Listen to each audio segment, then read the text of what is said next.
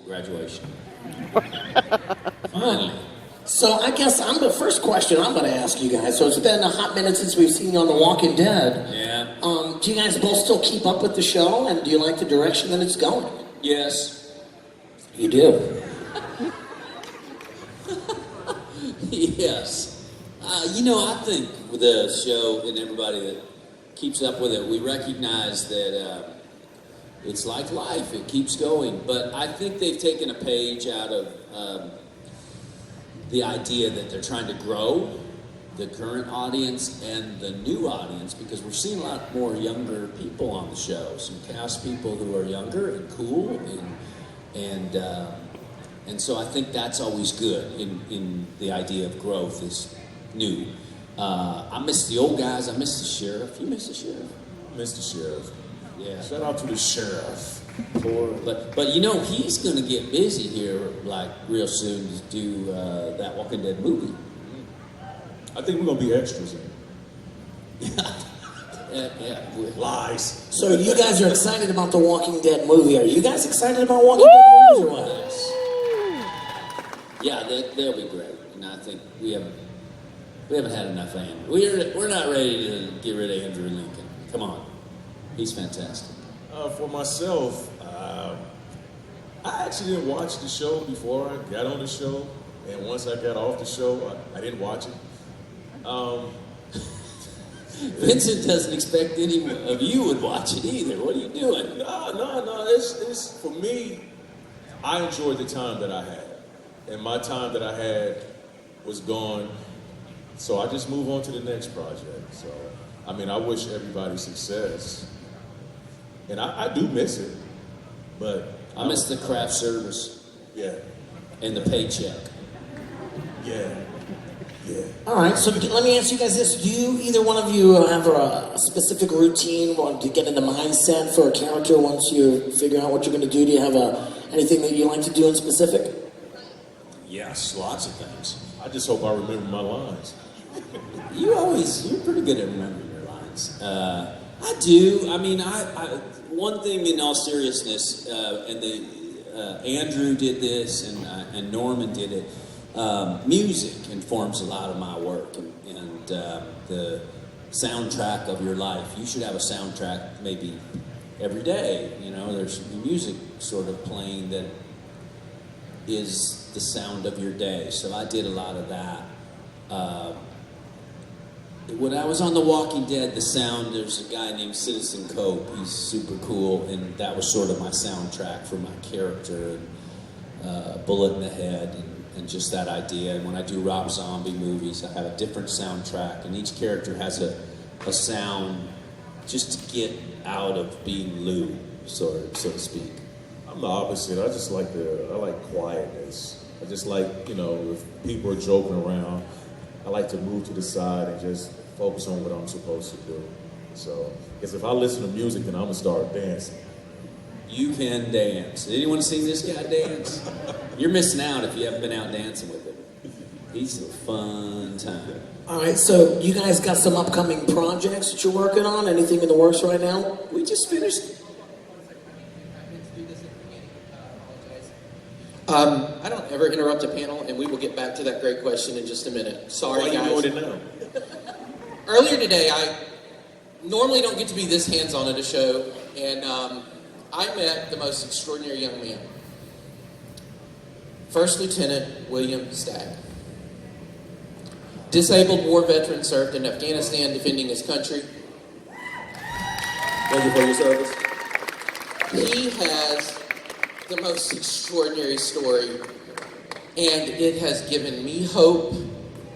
And I just wanted to say, son, thank you from this old man to a young man who has given everything he can. Well thank done. you very God much. Yeah.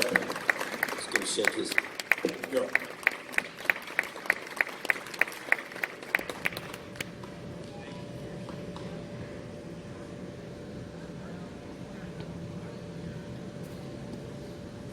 I think he has something else to say.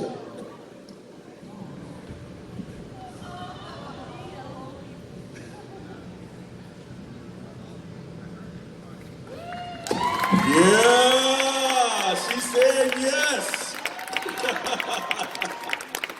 Congratulations. I knew why he was interrupting. Emmy-worthy performance. Wow. I don't know how we're gonna top that. Congratulations. Well done. Congratulations. Happy There you nuptials. Well, you get looks to know like- him for life now. Yeah, you got a whole lifetime to get to know him. See, we bring special things to these events. I thought I was just being mean to Michael, huh? All right. Well, like I said, I don't know how we're gonna top that at all. That was awesome. Let's But- not try. But yeah, if we do, we'll want to talk about some upcoming projects and stuff.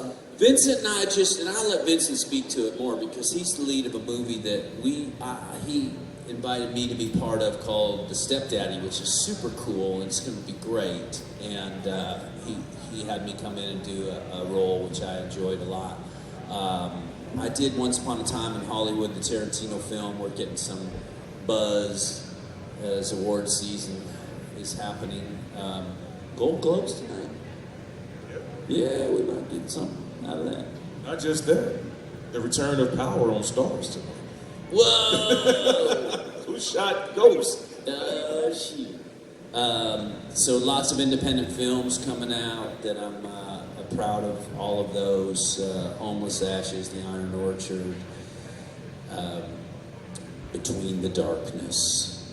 There's a lot of titles, so keep it moving. Like Lou was saying, just created a movie it's like a spin-off from the old movie, The Stepfather. So we remade that. It's called The Stepdaddy. And I'm happy that my man Lou joined us. Lou Temple, Tosha Story, Nick Gomez. It's going to be an awesome horror film. You guys are definitely going to love this. Got a graphic novel coming forward as well. Just created a new character. It's like the New Age Candyman. It's called Devereaux. We also have a comic book that's coming out this year for Devereaux. And you guys saw my new Walmart commercial? Yes. Yeah, the new Walmart So good. commercial. And I have a Lowe's commercial coming out. And my travel show, Convention. I always wanted to be a host. Never saw anybody on TV that looked like me. So look out for Conventioning. It's about conventions, not just this type of convention, but it's over 14,000 different conventions in the world. So, Like potpourri? like potpourri. And we just don't focus on the celebs, we focus on everybody because everybody makes the convention. So look out for that. Hopefully Travel Network or something. Do you like potpourri, Gabriel? I do like potpourri. I do. I like nice smelling things all the time. I've always known that about you. All right, well, you know what? I am going to go off script, and I'm not going to use any of these questions because I have some of my own questions. So as being an actor, you know, between Walking Dead and Rob Zombie films and Tarantino, I mean, I want to know what that's all about. Working with Tarantino's got to be amazing. So, like, do you have any specific stories or people that you've met that was, like, mind-blowing just because, you know, being an actor has opened up the doors to some of these things? I think everybody you meet is incredibly interesting because they're artists and they've had the courage to step out and do that. But I found that has sort of opened up my viewfinder to life, that not just actors and not just musicians, but auto mechanics are pretty incredible and insurance salesmen. It's sort of the human factor that's really actually amazing. But guys that I get to meet, you know, I'm fascinated with the artistry, the process. So one guy in particular was Tom Waits. I did Domino with Tom Waits. He's a great musician. He's a really fine actor. He's just a great storyteller. And I thought he was as artistic as a person as I'd ever seen. We were out in the Valley of Fire in Las Vegas, and he was playing my dad in the movie Domino, and we were sitting around, and I picked up a rock, and I threw it across the desert. And, you know, that rock's been there, I don't know, what, 2-3 million years with its family, and those other 3 rocks. You just broke up a happy home. I was like, oh dear. So I picked the other 2 rocks up and threw them near where I'd throw him. But he's pretty great. Obviously, Rob Zombie is very focused. He's very intense. He's got a great sense of humor. He's just like us. He's great.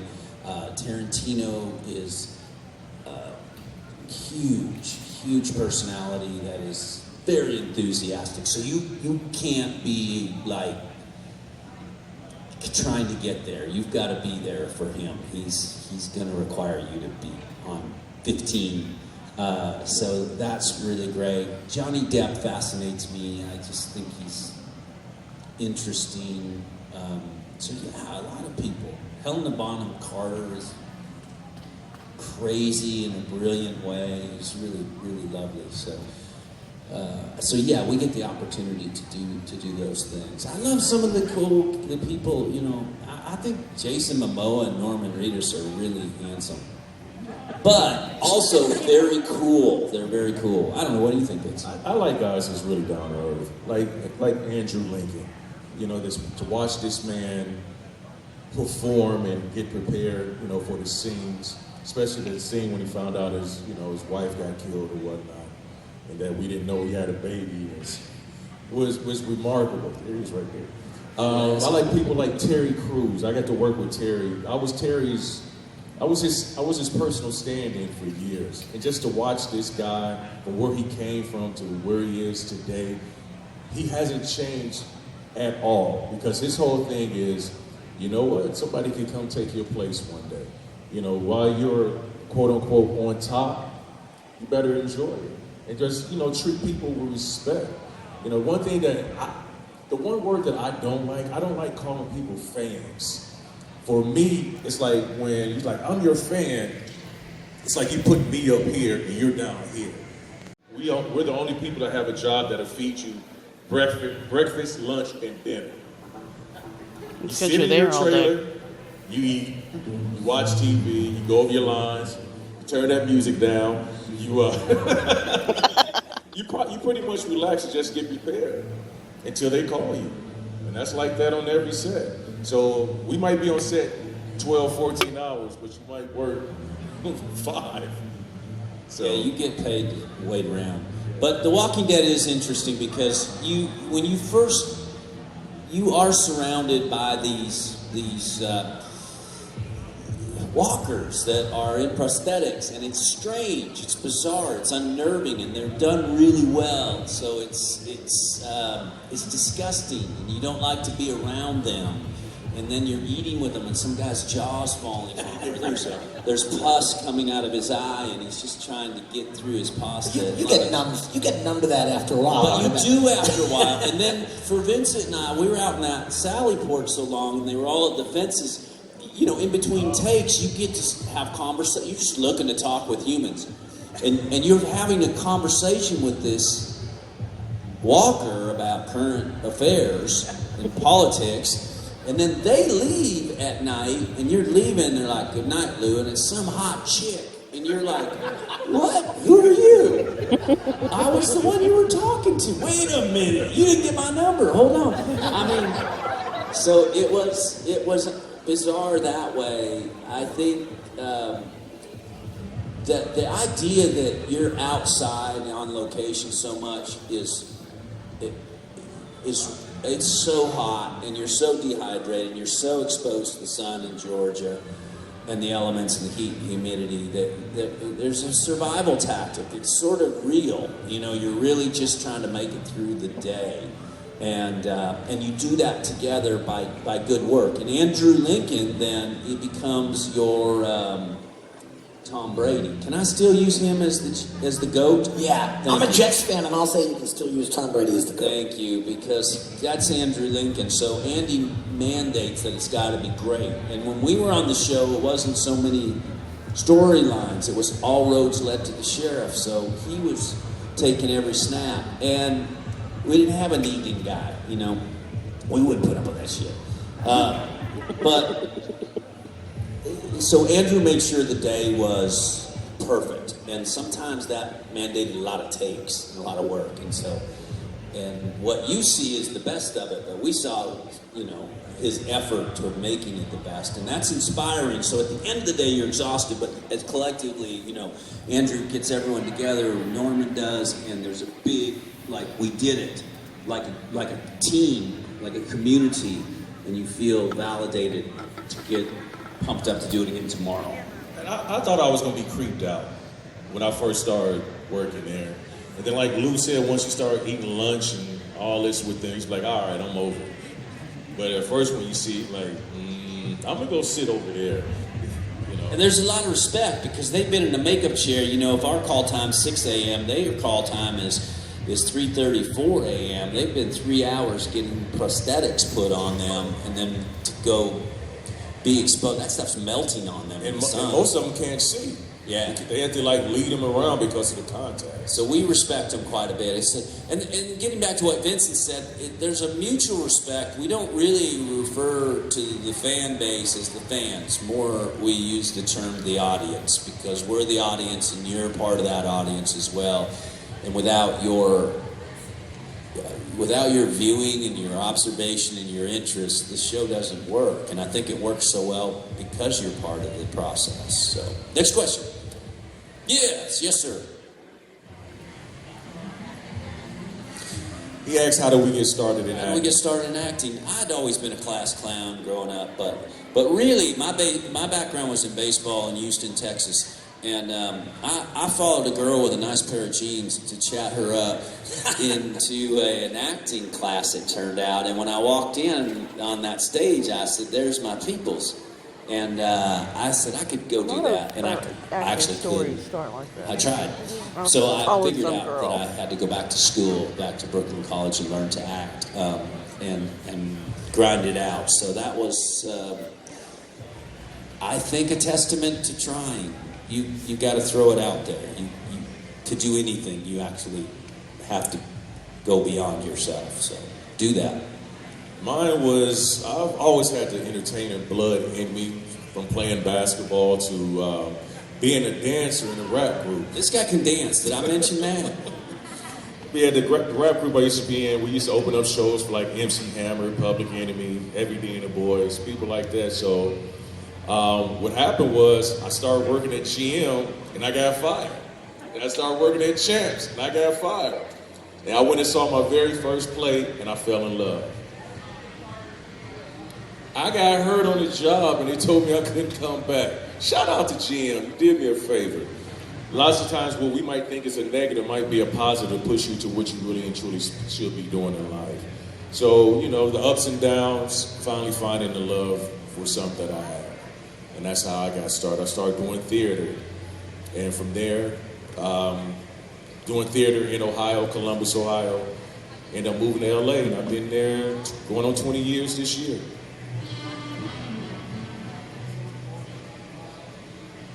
I can hear you. No, it was in Dayton, Ohio. Yeah, it was in Dayton. Next question. That was a good one. Yes, sir, way up on top. Oh, yes, ma'am. Pardon me. It's my standard answer, yes, sir. Particularly today. I'm going to come down so you can hear me.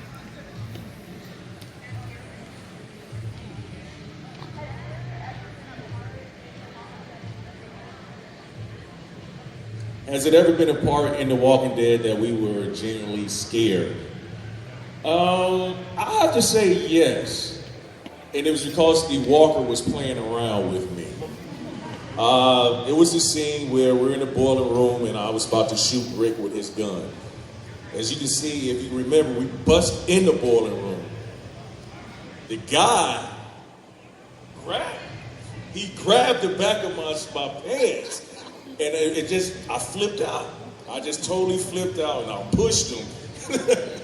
And that was the only time it really kind of made me scared. I was a little nervous, not like fear for myself, but fear for them when they came rushing in and we were taking them out. When Tomas opens the door and there were so many and we weren't, I'm not sure we were prepared to be careful with those guys. I saw some people beating on those poor walkers, and so I was scared for the background artists, for sure. You're scared. that someone's going to get hurt. You're not scared for yourself, but you're nervous for someone else. There's times Andrew Lincoln was running on gravel in those boots that he won't change, and I was He was like, carrying people. and He dropped somebody. I was like, golly. Or I was scared for the real little ass kicker, Lauren Cohen, who's never held a baby in her life, is walking around with this baby. I'm like, oh no, that's a disaster when it happens. Yeah, I get scared, but for the wrong reasons. But not like what you're scared of the. But to your point, we'll say they didn't let us see the prison, like do a tour. So every corner we turned, we actually didn't know what was around that corner. So yes, it was a lot of uncertainty, and it was dark, and I got lost in there a lot. Yeah, I mean, one time I was kind of turned off, and it was the day that I thought we was having pulled pork for lunch, and I kept smelling it, and kept smelling. I'm like, man, I started asking people, what are we having for? Do you guys smell barbecue? Are we having pulled pork? And just some guy, he's like, oh no, that's T-Dog over there. And what it was a dummy body of T-Dog full of pulled pork that the walkers was eating to make it look like they were really and truly eating him. And so after that, I didn't even want pulled pork ever again. Ever. That's what we had for lunch that day. T-Dog. Next question. Any other questions? Yep.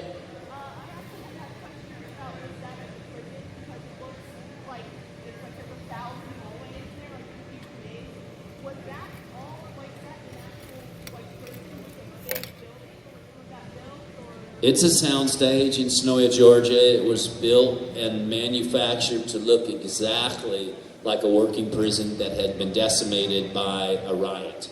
And all that dirt was all art directed, and it was all clean and new, and it was gorgeous. That set was so tight. It broke my heart, and because they just turned it over. It became Woodbury very quickly. A lot of times we would go and just not, make sure it wasn't cemented. It was beautiful. Yeah, they did an amazing job. All right. Yeah.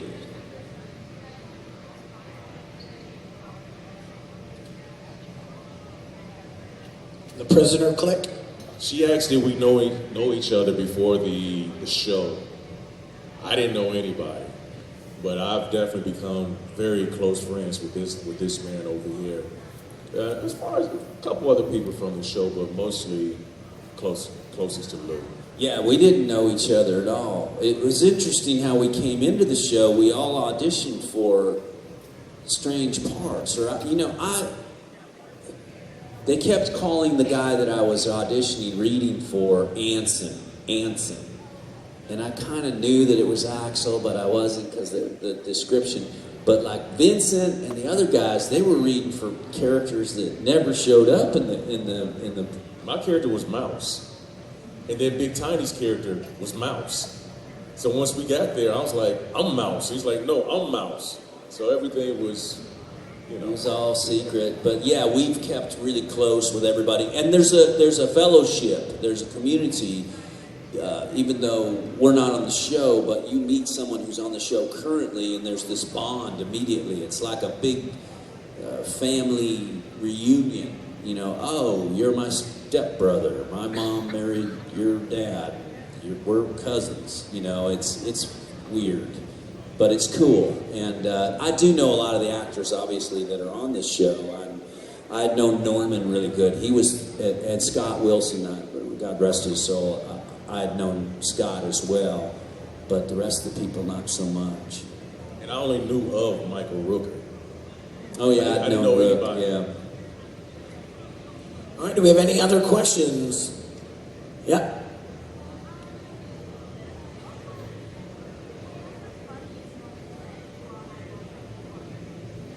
Funniest moment. I think that moment that with the ass kicker was funny because it wasn't funny at all, but they kept a lot of secrets from us because they wanted us to be surprised. They wanted to affect an emotion, and so we didn't. we didn't know the show that well. We didn't know there was a little boy on the show. And so this scene happens, and they put us in the middle of it. And all the regulars are there, and we're looking through the, like, do you have lines in this? I don't have any lines. Why are we here? And then all of a sudden, you know, Rick's out of his mind, emotional. I'm like, oh shit, what happened? Nobody talked to him. And I don't know what's going on, and we're in this scene because they had been rehearsing it, and then all of a sudden Vincent and I are brought into it or something. It wasn't like we had known anything what was going to happen. And then this little boy in a big fucking hat shows up with a gun and a baby. And I looked at Vincent, I said, what the hell is going on? Look, in the middle of the scene, I go, there's a little boy with a gun and a baby. He goes, shut up, man. And Andrew Lincoln's crying. I'm like, what the hell's wrong with him? We had no clue what was going on. We was just looking like, huh? It seemed funny at the time, but it was awful. I mean, they were, you know, acting their asses off. But Lori had just been, you know, given birth and been put down by her son. It's terrible. I think one of mine is we had went out to dinner for T-Dog's Death dinner. Yeah, death dinner. And I was sitting next to Andy. I was sitting next to Andy. I had a glass of wine. I think I took a sip. I'm a lightweight, but I wasn't this much of a lightweight. So all of a sudden he started speaking in his British accent. So I'm looking at him, and I look at my wine, and I look back at him, and I said, hey man, why are you talking like that? He said, you didn't know I was British? I was like, what? Because we had been there like a month and a half, 2 months, and he was always Rick. Even when we weren't. He never breaks character. Yeah, and that was the first time I never knew he was British, and it shocked me. There were times, because you remember season 3, he was going through his you know, Hamlet thing. He was going through his madness. We would, like, wear sombreros sometimes, Mexican wrestler masks in scenes to try to break him up, and he would get pissed. That was fun. All right, so do we have any other questions, or we're going to wrap it up? Okay.